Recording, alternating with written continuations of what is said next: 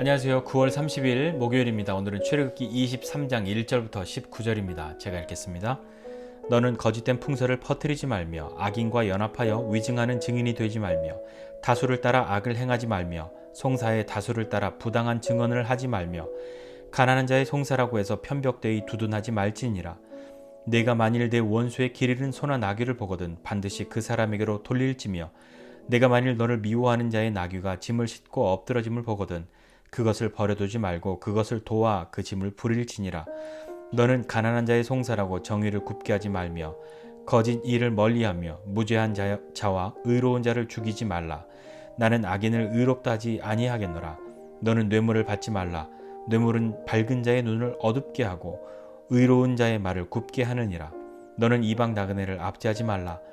너희가 애굽 땅에서 나그네 되었었은즉 나그네의 사정을 아느니라. 너는 6해 동안은 너의 땅에 파종하여 그 소산을 거두고 7째 해에는 갈지 말고 묵혀두어서 내 백성의 가난한 자들이 먹게 하라. 그 남은 것은 들짐승이 먹으리라. 내 포도원과 감람원도 그리할지니라. 너는 6해 동안에 내 일을 하고 7째 날에는 쉬라. 내 소와 나귀가 쉴 것이며 내 여종의 자식과 나그네가 숨을 돌리리라. 내가 내게 이른 모든 일을 삼가 지키고 다른 신들의 이름은 부르지도 말며 내 입에서 들리게도 하지 말지니라. 너는 매년 3번 내게 절기를 지킬지니라. 너는 무교병의 절기를 지키라. 내가 내게 명령한 대로 아비벌의 정한 때에 1해 동안 무교병을 먹을지니 이는 그달에 내가 애굽에서 나왔음이라. 빈손으로 내 앞에 나오지 말지니라. 맥추절을 지키라. 이는 내가 수고하여 밭에 뿌린 것의 첫 열매를 거둠이니라. 수장절을 지키라. 이는 내가 수고하여 이룬 것을 연말에 밭에서부터 거두어 저장함이니라. 내 모든 남자는 매년 3번씩 주 여호와께 보일지니라. 너는 내 제물의 피를 유교병과 함께 드리지 말며 내 절기의 제물의 기름을 아침까지 남겨두지 말지니라. 내 토지에서 처음 거둔 열매의 가장 좋은 것을 가져다가 너의 하나님 여호와의 전에 드릴지니라. 너는 염소 새끼를 그 어미의 저주로 삼지 말지니라. 아멘. 네, 공평과 정의, 이것은 하나님 나라뿐만 아니라 우리가 일상을 살아가는 세상에서도 기대하고 있는 바입니다. 모두가 공평과 정의를 이야기하고 있지만 각자가 생각하고 있는 공평과 정의가 조금은 다른 것 같은 그런 느낌적인 느낌이 들 때가 있어서 조금 어렵습니다. 오늘 말씀해 보니까요, 하나님이 이스라엘 백성들을 향해서 공정한 재판, 그리고 공정하지만 또 정의롭지만 또 공평하지만 중립을 지키지만 또 자비로워야 할 것에 대해서 말씀하고 계십니다. 내용을 보니까요, 요즘 말로 하면 이거죠. 거짓된 풍설이 거짓 뉴스잖아요. 거짓 뉴스 이런 거 하지 말고, 그리스도인들이 거짓 뉴스를 일부러 만들어서 퍼뜨리진 않지만 교회 안에서 이렇게 전달되는 이야기들을 보면 확인하지 않고 교회 누가 이야기해 줬으니까 맞겠다라고 그렇게 생각해서 했던 그런 일들이 왕왕 있어서 조금은 우스운 일들을 경험한 때도 좀 있었던 것 같습니다. 여하튼요, 그렇게 거짓 뉴스 또 악인과 연합해서 위증하는 것 이런 것 하지 말고, 사람이 다수가 악행을 한다고 해서 그러지 말고, 다수가 부당한 증언을 한다고 해서 그렇게 하지 말고, 또 가난한 자의 재판을 맡았다고 해서 치우쳐서 가난한 자를 편들어 주지 말고, 물론 또 그 뒤에 가난한 자의 그 송사를 그 정의를 굽게 하지 말라. 그러니까 부자의 편 들어주거나, 그건 역시 부자의 편을 들지 말고 가난한 자의 편을 들어주어야 한다는 말이 아니라, 부자의 편도 가난한 자의 편도 들어주는 것이 아니라 공평하고 중립으로 정의롭게 그렇게 해야 한다. 부자가 뇌물을 준다고 그걸로 부당한 판결을, 정의를 굽게 하지 말라 하는 말과 같을 것입니다. 네, 그 뒤에는 또 보면 원수의 것이라도 지켜주고 보호해야 한다. 저거 내 원수의 건데 하지만 그래서 길에서 뭐 소나 나귀 길 잃어버린 거 보면 찾아주고, 미워하는 사람의 나귀가 짐 싣고 넘어져 있으면 그 짐 잘 부려서 일어설 수 있도록 도와주라, 그렇게 말하고 있는 거죠.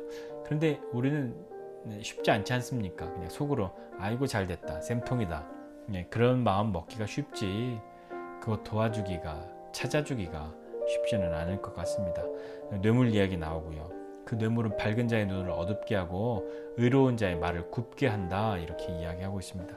뇌물을 받으면 쉽지 않죠. 또 나그네, 이방 나그네를 압제하지 말라. 너희도 애굽 땅에서 나그네였던 것 다 알지 않냐? 그래서 그 사정 알지 않냐? 라고 이야기하고 있습니다. 자, 우리 일상에서 이런 부분들을 어떻게 적용해 볼 수 있을까요? 우리가 뭐 판사도 아니지만 꼭 판사만 판결하는 것 아니고요. 여기 있는 것처럼 공평하고 정의롭고 또 중립을 지키지만 공의가 있지만 그러나 자비도 있어야 한다는 거. 원수를 향해서도 또 가난한 사람이라고 무조건 편들어 줄 것 아니라 옳게 갈 수 있도록 옳은 그런 판단과 판결을 할 수 있도록 부당하게 많은 사람들이 이렇게 이야기한다고 따라가지 말고 정직하게 하나님 앞에서의 삶을 이야기하는 거죠. 또 뭐 이미 한두 해 전 이야기가 오래된 이야기지만 우리나라에서 일하러 온 그런 외국인 노동자들 참 많지 않습니까? 딱하고 어려운 사정들 많이 듣고 보잖아요. 여하튼요, 또 한번 보죠. 그 뒤에는 또 안식년과 안식일에 대한 이야기를 했습니다. 안식년과 안식일의 이야기는 사실 하나님의 창조의 법과 질서를 잘 지키는 데 있는 거죠. 세상은 이렇게 이야기합니다. 야, 너보다 앞서 나가는 사람들을 봐. 쉬기는 뭘 쉬어. 쉬는 날이 어딨어. 열심히 일해서 돈 벌어야지. 너는 쉴 자격 없어. 그렇게 말하고 있지만 하나님은 우리의 자격을 보시는 게 아니라 우리의 필요를 보시는 분이십니다. 우리는 어떤 필요가 있나요? 쉬어야죠. 위로를 얻어야죠. 힘을 얻어야죠. 다독임을 받아야죠. 그게 필요하지 않습니까? 하나님 그걸 아시는 거죠.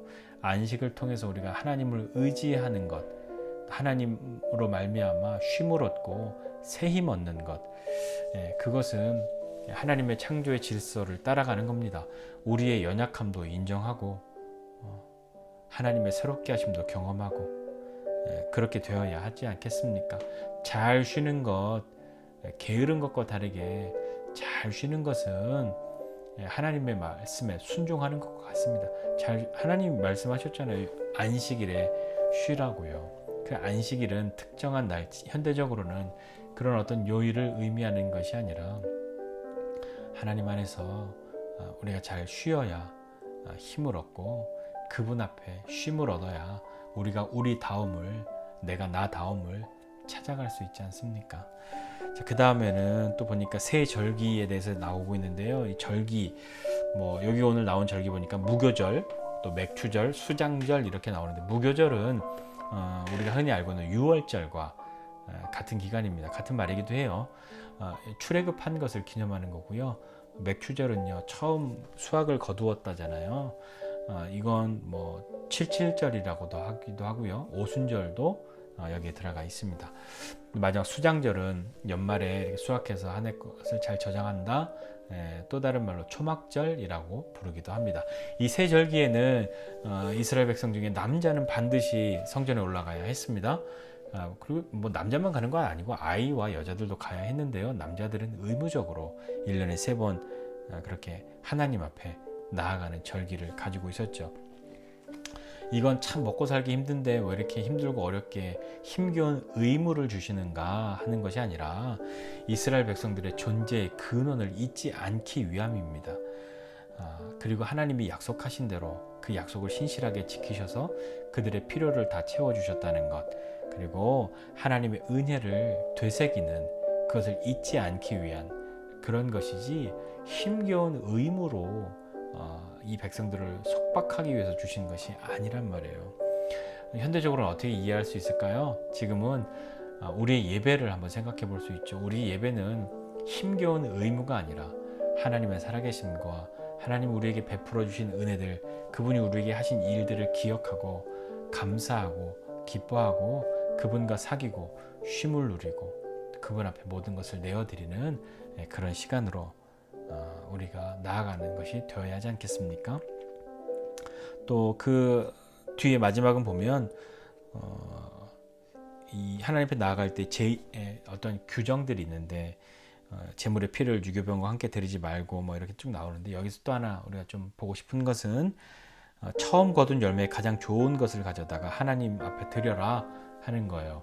그건 무슨 의미냐면, 사실 처음 난 것 중에 가장 좋은 것만 하나님 것이 아니라 하나님 내게 있는 것 모두가 다 하나님 것입니다 라는 것의 의미, 그 의미를 담아서 처음 난 것 중에 가장 좋은 것을 드리는 겁니다. 맨 앞에 것을 드리니 맨 마지막 것도 주님의 것이지만 맨 앞에 것을 구별하여 드립니다 라는 의미인 거죠. 그것은 우리에게 주신 모든 것, 하나님의 우리에게 주신 생명, 우리에게 주신 소유, 그 모든 것이 다 하나님이 주신 것, 하나님의 것입니다 라고 하는 믿음의 고백이란 말입니다. 자, 이 모든 것들이 이 하나님의 말씀대로, 율법대로 공의롭고 자비롭고 공평하고 공정하고 정의로운 것, 그것과 안식년과 안식일, 그리고 절기에 나가는 것, 처음 것을 드리는 것, 그것을 꼭 해야 하는 이유가 뭘까요? 오늘 우리 한 가지 생각해 보고자 하는 것은 하나님을 기억하라입니다. 하나님이 어떤 분이신지, 그리고 그분이 어떤 일을 하셨는지 기억하기 위함인 거죠. 그렇기 때문에 그것은 우리에게 그 본질을 잃어버렸기 때문에 힘겨운 의무와 속박이 되는 것 같은 것이지, 그리고 왜 그렇게 해야 하는지 이유를 모르는 것이 되는 거지, 그 이유를 잊지 않고 있다면 왜 우리가 공의롭고 정의로워야 하는지, 왜 공평해야 하는지, 왜 자비를 베풀어야 하는지, 왜 안식년과 안식일을 지키고 또 하나님 앞에 나가야 하는지, 왜 예배하고 왜 하나님께 가장 좋은 것을, 내 처음의 것을 드리는지, 그런 부분들을 껍데기만 남아있고 본질을 잃어버리면 다르게 이해되고 오해하기가 쉽지 않습니까? 자, 오늘 우리가 그렇게 믿음으로 살아가야 하는 이유는 하나님을 기억하기 위함입니다. 그분이 어떤 분이신지, 내게 어떤 일을 하셨는지, 우리를 구원하신 하나님이 우리의 모든 필요도 채우시고, 우리를 구원하신 그 하나님이 우리를 살리시고 우리를 일으키시는 분이라는 걸 우리는 기억하고 오늘도 믿음으로 살아가는 저와 여러분 모두가 되었으면 좋겠습니다. 하나님을 기억하는, 그것을 잊지 않는, 그렇게 믿음으로 살아가는 오늘 하루 그렇게 멋지게 함께 살아가지 않으시겠습니까? 같이 기도하겠습니다. 하나님 아버지, 감사합니다. 하나님, 오늘도 우리가 하나님을 기억하고 믿음으로 살아가는 사람들 되게 해주십시오. 하나님, 공의와 정의, 공평과 중립과 자비, 그것이 하나님의 율법을, 하나님의 말씀을 기억하는 하나님의 백성임을 잊지 않는 사람의 삶의 모습인 것을 기억하고, 우리에게 쉼을 주시는 그 하나님이 어떤 분이신지 알고 기꺼이 믿음으로 쉬고, 그 쉼이 우리의 게으름이 아니요 우리가 살아나가는, 우리를 살리는 그 길임을 알고 주님 안에서 안식하는 믿음의 사람들 되고, 우리의 예배를 통하여 하나님이 어떤 분이신지, 그분이 신실하게 약속을 지켜가고 계시는 분이라는 것을, 우리와 함께 하시는 분이라는 것을 잊지 말고, 우리의 모든 것이 주님께 속하였음을 기억하고 그 믿음으로 처음 것을, 가장 좋은 것을 주님께 내어드리는 우리의 삶 되게 하여 주시옵소서. 하나님을 기억하고 믿음으로 승리하는 우리 모두 되게 하여 주시옵소서. 감사드리고 예수님의 이름으로 기도드립니다.